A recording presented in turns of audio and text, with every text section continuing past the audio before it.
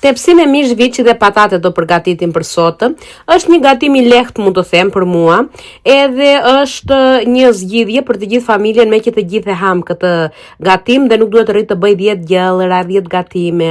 Tani si e përgatit unë këtë? Në fillim do skuq një herë mishin e viçit, e vendosa në tenxhere presionin që të valoj më shpejt.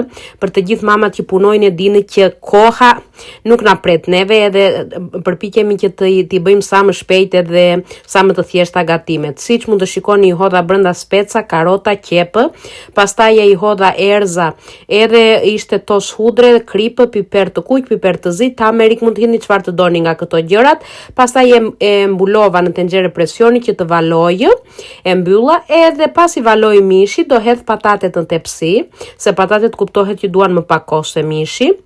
Pasi I kam prerë edhe patatet, do hedh lëngun e mishit brenda në tepsi, që të marrë shije.